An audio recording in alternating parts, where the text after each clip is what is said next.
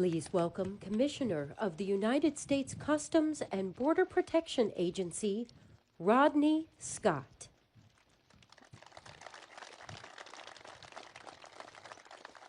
Well, good morning. Well, first, I want to thank everybody for being here today.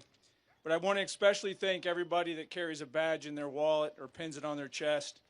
But in this specific group, I also want to give a shout out to those of you that just wear that mission of protecting this country on your heart, regardless of the badge. Border security is a team sport, and we got to where we are today because of that effort. I want to acknowledge a few that are or are not here today at the federal level, but Department of War, Department of Justice, Department of State, Health and Human Services, and even Department of Interior have played an important role here today, and I'll touch on that a little bit. But we also couldn't do this without some of our state and local partners, and even the next county over from Santa Cruz. I thank them for being here today. But we're here today to celebrate you, but we're also here to celebrate the accomplishments that you made, but it was because of the amazing vision of the President of the United States and his leadership. I want to thank the Secretary for traveling down here today as well, and I think you'll understand how important that is in just a second. But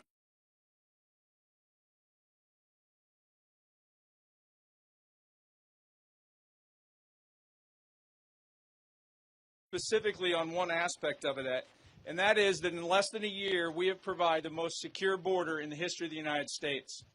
And let me caveat that for you. That's not a numbers issue. I spent 5 years of my career patrolling right where you're sitting right now. I can tell you what this area was like, the dope loads that were coming through here, the multi-vehicle caravans that were coming through here. Part of border security isn't just the arrests, it's knowing what's going on. And we have a higher level of situational awareness today on the borders, knowing what's coming into our country than ever before. We came here, though. I want to talk why we're here. At least this is my perception of why we're here. We came down to the border because, unfortunately, the media likes chaos, and they like friction, and they like anything that arguments. They don't necessarily like to go present or show America a secure community. It's boring to them. So coming here today, we're forcing the media to come right to the border and see the most secure border that this country has ever had, because it's important to America that this story doesn't stop at the border. This story touches every American because border security touches every American. So border security, to the simplest steps, is just simply knowing and controlling who and what's coming into this country consistent with law. And we talk about how do we get here, I think it's very important that we touch on that. The efforts that every single one of the agents and personnel, military, wherever your background is, that played a huge role, and I'm not discounting that. But I want to highlight from my perspective how we got here. We had a President of the United States that stepped up and said, we're going to put America first. We have a President of the United States that had a vision. We had a President of the United States that spoke with authority. And even before he was inaugurated, as he was building out his team, he sent a very clear message. Border security is national security. It's going to be a priority going forward, and I don't care what the title behind your name is. If you work in the federal government, you're going to support it. And on day one, we took action on that. So those of you that don't know, on day one, we started building a high-performance, low-drag team from every agency that had any nexus with border security, and literally started figuring out how to implement the president's strategy. That's how we got here today. And as you've heard from some of the other speakers, no law changed. The big, beautiful bill just started rolling out. It was literally go do your job, and most importantly, I have your back. And for that, I thank the President, and I thank the leadership of DHS as well. The President simply understood and still understands that if we can't control, first off, know, and then control who and what enters our country, we have no national security. So I want to thank him for that. But we're not done. So yes, we're here because the border is super secure, but I also want you to know what that means. This border wall actually makes every single agent more effective.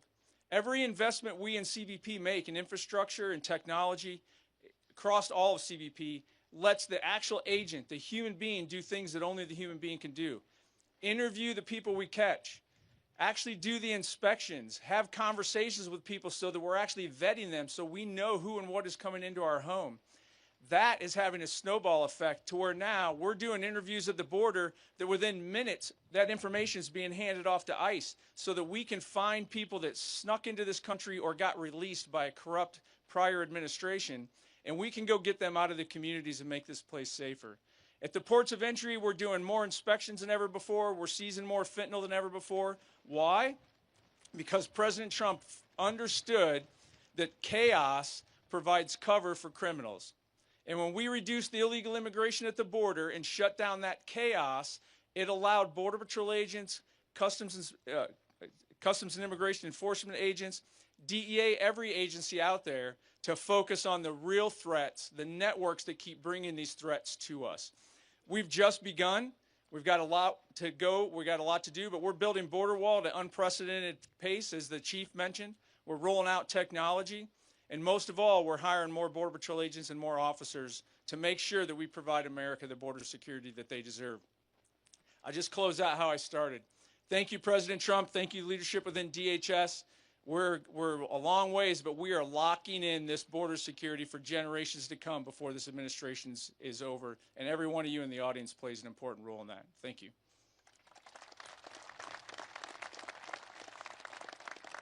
Please welcome the 8th Secretary of United States Department of Homeland Security, the Honorable Kristi Noem.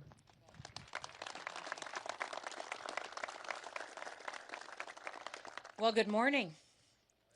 It is so wonderful and such an honor for me to get to come here and spend some time with all of you. And we're here to talk about how secure this border is and to celebrate that we have 1 year of a secure border and a secure United States of America.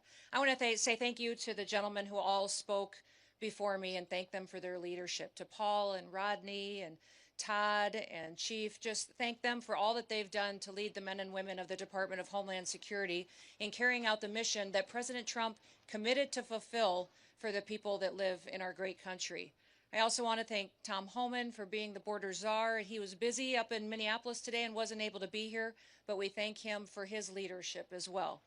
But most of all, we thank President Trump for the guts and the love of this country to do the right thing, to make sure that when he talked to the American people, he talked about the fact that what we had going on here in this country under the Biden administration was the greatest humanitarian crisis that we had ever seen in our history, and that it needed to be fixed.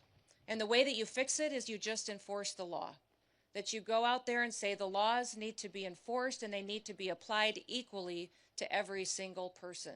And that Americans come first because they're the people who have built this country, and that they're the ones who are here working jobs and putting their kids through school and doing the right thing to make sure that our freedom and our liberties are secured.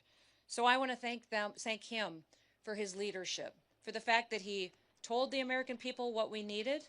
He said we needed a wall, and we have a wall, a big, beautiful wall that President Trump also wanted painted black so that it would endure for a long period of time, that it would look like the strength and stamina that the American people have, and that it would be something that would continue to protect us for generations to come. But I also wanted to come here today and thank all of you. I'm looking out in this group of individuals, and I see a group of patriots, people who stepped up during difficult times and led us through challenges, but also are still here today making sure that we continue down the path of what we committed to the American people. I want to thank all the individuals I see from CBP, from ICE, the Coast Guard. I see our law enforcement partners, the Department of War, National Guard, all of our local sheriffs and law enforcement that have partnered with us, and then those individuals who kept the faith, that came alongside of us and encouraged our law enforcement, stood beside them and supported them and their families. We know that no one can do their job with excellence unless their family's okay and they're taken care of and that things are right at home. And so those individuals in this community that supported our law enforcement through those times are incredibly important, and we're grateful for them. The high degree of talent and experience that we have here today is a testament to not just President Trump's commitment, but also to the people that have secured the border and have also worked every single day to make sure that America is safe again. In President Trump's first year back in office, we've delivered the most secure border in American history. And we did it with the immediate aftermath we were facing from that humanitarian crisis that was created from Joe Biden's open border policies. It is so quiet here now today that sometimes we even forget how bad it was just a little over a year ago. And the importance of the accomplishment that has happened over this last year cannot be forgotten. Hardworking Americans all along this southern border were devastated. They were trying to do their jobs, educate their kids, and protect the future when they were handed this humanitarian crisis and saw the horrors of what was happening when millions of people were crossing our border unvetted, when they were trespassing onto private property. We had crimes being committed. We saw women and children being trafficked, people dying, and crimes continued to be perpetuated as people were allowed to come into the country unvetted and unstopped. You know, yesterday I was in Eagle Pass, Texas, and I had the chance to tour the border, not just with our Border Patrol agents, but also with the Texas National Guard and the Texas Department of Public Safety. And we looked at some of the areas that were the hardest hit during the Biden border policies. In September of 2023, Eagle Pass saw an unprecedented crisis face them. In fact, they had to declare a state of emergency due to the rush of illegal aliens that were coming into their town and through their community to get into the United States. On one day, they saw over 10,000 people come through that area to get into the United States unvetted and illegally. In just a couple of days, it doubled the population of their town. And it caused a crisis not just for their medical care facilities, their businesses, and their families, but it absolutely crushed them and their economy. And their crime was rampant and overrun. And just last week, or a week or so ago, I got to spend some time in Brownsville, Texas, spent some time with farmers and ranchers. And we talked about what their lives were like just a little over a year and a half ago. How they saw trespassers come onto their property, cut their fences. Their livestock were loose, and sometimes they incurred death there as well. They had crimes, people breaking into their homes and their facilities. They were finding dead bodies on their ranches. In fact, we saw unprecedented death from those illegal migrants that were coming into our country because of the heat exhaustion, and they also were forced into water, and people were drowning because of the crush and the push to take advantage of those open border policies.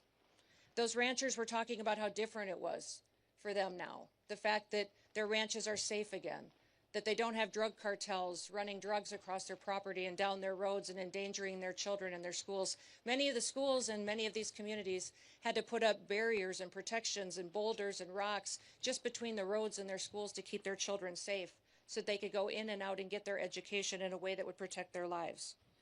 When things like this happen, people are not just challenged with the crime, but they're challenged with the fact that their economy is hurt, their businesses are hurt, and also that these illegal migrants were being victimized each and every day. At worst, illegal aliens threatened the lives of American citizens with crime and violence and drugs, but they brought with them a recognition that the rule of law didn't matter in America anymore, that laws weren't going to be enforced, and it sent a message around the world that people could just come to America and no one was going to do anything about letting those dangerous individuals come in with terrorists, suspected terrorists and criminals that were allowed to come in with those illegal migrants. And while the left tries to tell us many times that it's somehow compassionate to allow that kind of chaos, it isn't. It was dangerous, not just on this side of the border, but on the Mexican side of the border as well. We saw many of those illegal migrants not be able to survive the brutal terrain. They didn't survive the river crossing. Those causes of death, of heat and water, were dangerous, and the left behind so many bodies that in some counties along the border, they had to install migrant morgues just to pick up the dead bodies that were passing away on their way to try to get into the United States. In fact, during the Biden administration and those open border policies, we saw even the UN declare that the United States and Mexico border was the deadliest land route in the world. Countless people were sexually abused and trafficked over and over again and exploited. One story that I remember that impacted me so dramatically was a horrifying story of a father who paid a smuggler $1,000 to bring his wife and his 2-year-old daughter into the United States. Once they got over the border, those smugglers took that mom and daughter into a stash house and kidnapped them and held them hostage for a ransom and said that father would not get them back unless he paid another $23,000 to them. and said if he did not immediately pay, that they would do things to his daughter that he couldn't even imagine. That was happening on a daily basis because of that invasion. Over those 4 years of chaos and destruction and death, many of the left said that it was compassionate. They said it was compassionate to let millions of people come in unvetted and be subjected to murderers and smugglers and cartels and gang members. Was it compassionate to make Americans share their communities with criminals? Was it compassionate to encourage men and women and children to break the law and to put their lives at risk, knowing that they could be victimized along the way? And was it compassionate to demonize those federal law enforcement officers that took an oath to uphold the law and to keep Americans safe? You know, the left and Democrats dare to harass, threaten, and dox our officers, assault the men and women of the Department of Homeland Security and our federal law enforcement. And they try to say that enforcing our immigration laws and arresting and deporting illegal criminals and violent criminals is inhumane. Well, what about the victims of that illegal crimes?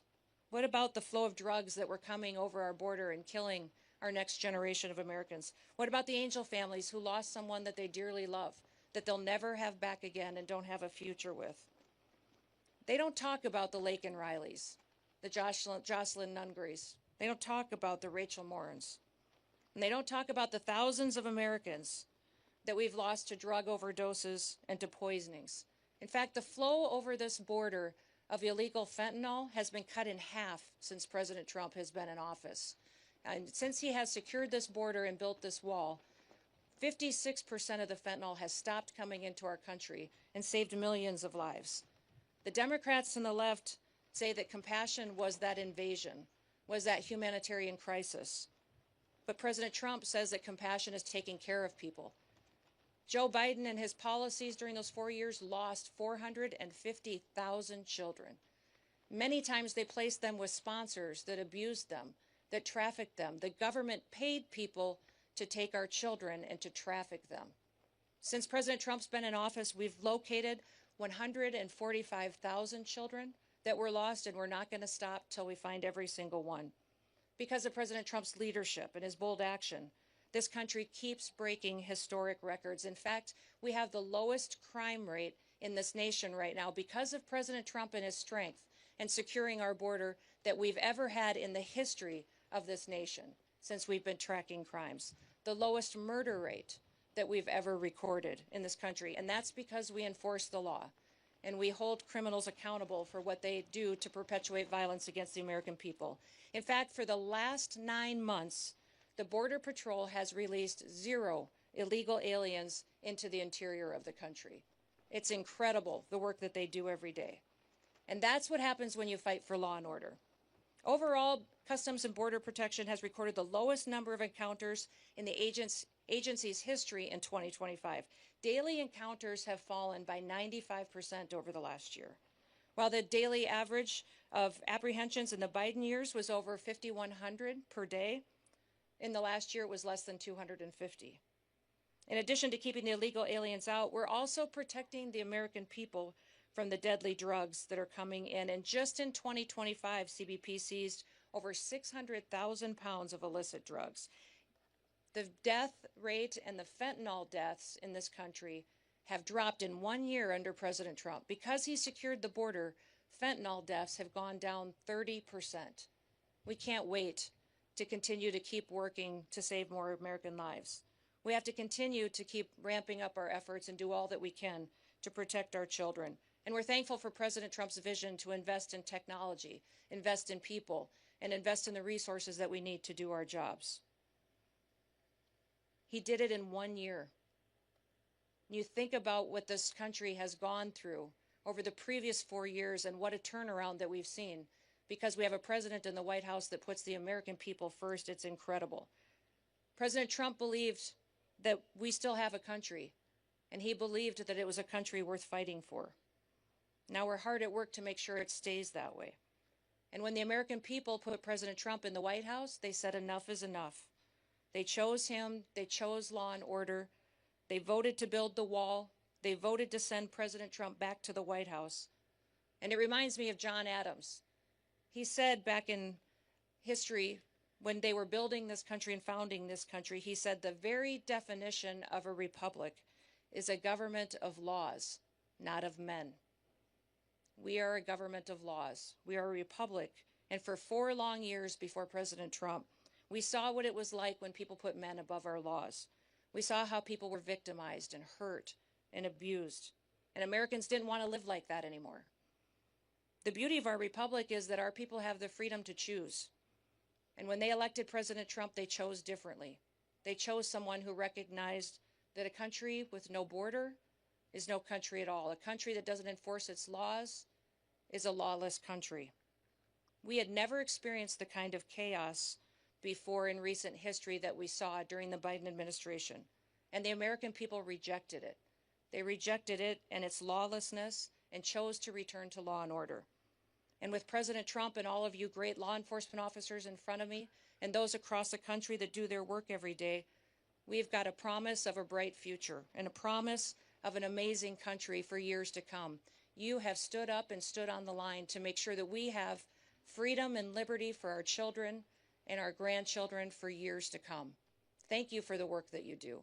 I pray every day that God will continue to bless you, bless the work that you set your hands to and your families. They'll continue to bless this great country so that we would know that we are all Americans and we're all here. The rest of the world follows America because we are the ones that provide the hope and the future for what the entire world should be. So may God bless you, and thank you so much for being the great Americans that you are. Thank you.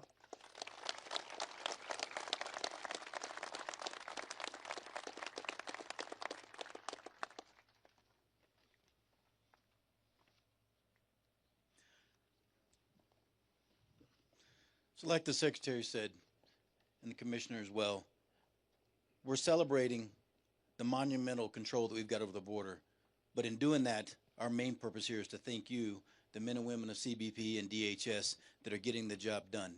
We can provide you all the policies, the money, the protection, the coverage, but you have to go out there and deliver on it.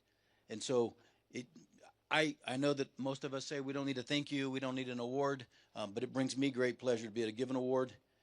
It gives me extreme pleasure to be able to do it in a sector that played such a huge part in my career and my development as a leader. And so with that, if I can have Agent Jack Gamblin step up.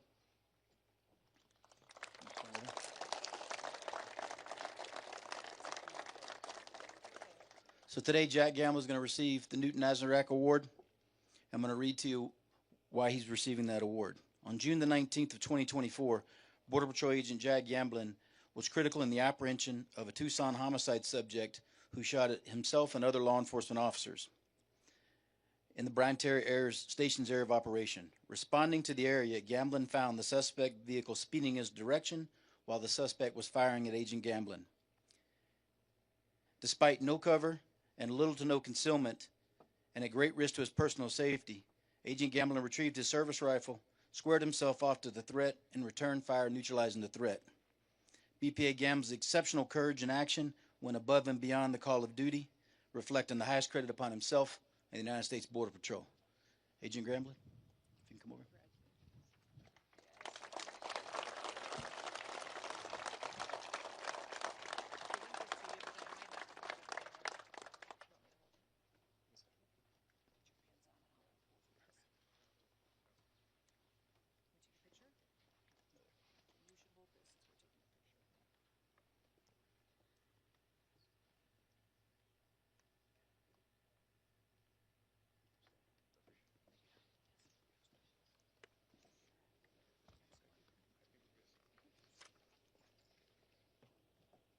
Agent Fleming.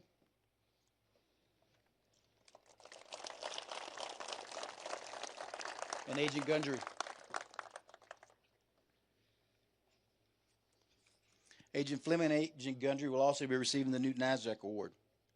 On Thursday, February the 20th of 2025, Border Patrol agents Brandon Fleming and Bryce Gundry witnessed a devastating head-on collision that resulted in both vehicles being engulfed in flames. At tremendous personal risk to themselves, they selflessly dove into the wreckage, pulling the trapped civilians to safety and ultimately saving their lives. BPA Fleming's and VPA Gundry's actions, heroic actions, exemplify the core values of the United States Border Patrol and stand as a testament to their courage, selflessness, and unwavering commitment to protecting others. BPA Fleming and BPA Gundry went above and beyond the call of duty. Their bravery brought great credit upon themselves and the United States Border Patrol.